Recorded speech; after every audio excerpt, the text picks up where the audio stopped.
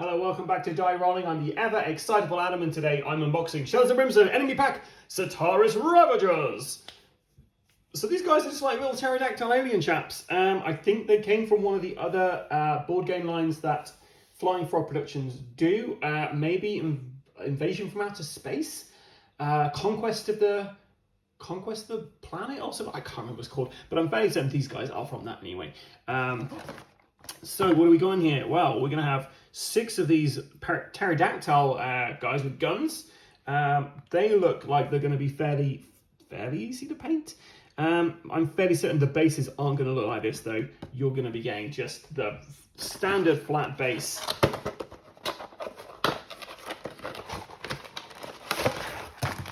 Okay, so that's everything you get inside of here. So let's go through their little gubbins first. So the Setaris Kitewings are a ruthless alien civilization bent on conquest and devastation. A reptilian species with large leathery wings that descend from above to rain death upon their foes. Often acting in small bands of space pirates known as Ravager enclaves even, these cunning raiders have mastered hidden-run attacks to strike quickly and without warning. Not known for taking prisoners, it is said that the Setaris have a habit of feeding on the dead.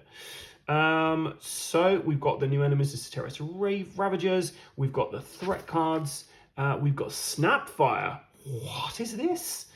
Setaris Ravagers are skilled alien soldiers that soar through the sky, firing their laser rifles as they descend to tear at opponents with their vicious talons. To represent this, these enemies have the standard ability Snapfire. The rules for Snapfire are summarized on the Snapfire reference card, but are also covered here in greater detail. So let's read through what this is. Snapfire markers are used to denote which heroes have been targeted by the enemy range attacks this turn. Snapfire markers are a simple way to keep track of which heroes have already been targeted and by how many of the enemies. When making their free ranged attacks, the Snapfire enemies that are not adjacent to a hero will each find a target. Step through the Snapfire enemies one by one, completing the following procedure for each of them. So they select a random hero that is currently within range and line of sight, and that does not already have a Snapfire marker on him yet, or that has the fewest Snapfire markers if all of the potential target heroes already have one.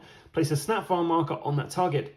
Once all of the enemy group have placed their Snapfire markers, one for each enemy model firing, roll the ranged attacks from the enemies against each hero equal to the number of Snapfire markers on that hero, then remove all of the Snapfire markers. So that's essentially what that is. It's a way to target different heroes.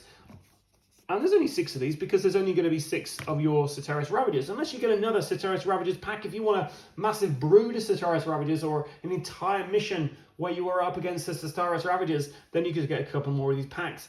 And you'll get some more of these tokens. Okay, so that is that. Let's go through their character sheet, their enemy sheet even. So, Setaris Ravagers, the alien, the Setaris, the outlaw, and the pirate. Abilities, Setaris laser rifle. Range attack, range 14, so they're going to hit you wherever you are. Shots 3, damage 2. If the model's initiative is higher, then the attackers prevent 2 damage on each hit it takes, or 3 damage if its initiative is double or more. That's its agile dodge ability. And its initiative is 6, so it's pretty fast. Flight moves through other models and changes target each turn. Snapfire Masters only needs to roll a 2+ for the hit and run free move of Snapfire, and instead of only moving the shortest distance, moves to be at least 4 spaces from its previous position if possible. So yeah, I didn't read that out on this sheet here, but essentially they have a hit and run, so they basically will attack and then they just need to roll a 2 or more, or they can move out of range of the enemies. So I feel like they've really have captured what they were going for there. They wanted these guys to be swooping in and swooping out again, and yeah, they've got that. Yeah, that's pretty good. So they've got moving 9, so that they're pretty fast, but not the fastest we've seen. Escape 3+, they're easy to get away from. Range is 3 or more to hit, so that's pretty good chance they're going to hit you. Melee 4+, combat 2, damage 4. So if they're getting into attack you with their talons, then that's a lot of damage that's coming through. Defense 3, health 4. So even if you get 1 hit and it's a critical, you're not going to take them out in 1. Well, actually, you would take them out in 1 hit. That's a pretty high defense. So the elite chart, Screech, +1 initiative and gains fear. Any hero starting or activation adjacent takes 1 horror hit. 2, feeding off the dead, +1 combat whenever any model is killed or knocked out on its map tile, this enemy heals 2 wounds. Swooping, +1 initiative, +1 combat and +2 health. Razor Sharp Teeth, this enemy combat hits are +2 damage, so that's 6 damage you'll be doing with Razor Sharp Teeth. Death from above, Setaris Ravagers enter players in ambush and are +2 shots and +2 combat on the first turn of the fight. And blue lasers, Setaris Ravagers range hits are now +3 damage, so that's 5 damage. Yikes. And on the other side, their initiative increases to 8. Yeah, their damage on there increases by 3 there, so damage is 5. Combat is now 3 damage, 4, defense 3, health 6.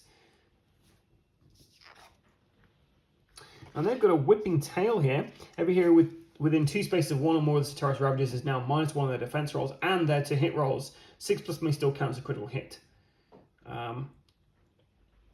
Yeah. And rapid fire lasers, each Setaris Ravager range hit now counts as 2 hits. Yikes. Okay, so we have our Snapfire kind of rules reference, which we'll put in with all the other rule reference cards we've got. We've got the Targo Plateau. So that's those guys there. You also have some for the Blasted Waste.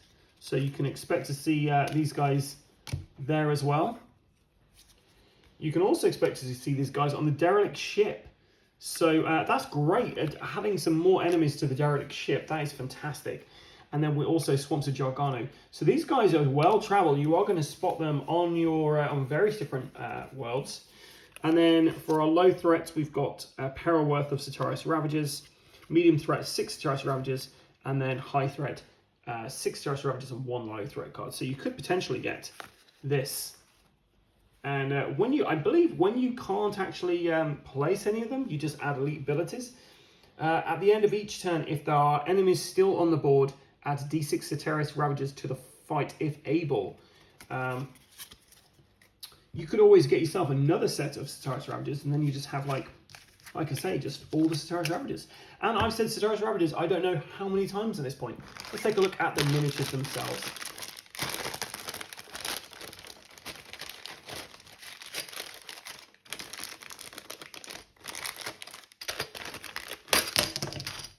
So we've got wings we've got to attach, we've got little bodies, we've got guns, and we've got heads. There's a lot of stuff to glue onto that. Yeah, I'm not looking forward to it if I'm honest, but I'm sure it looked nice.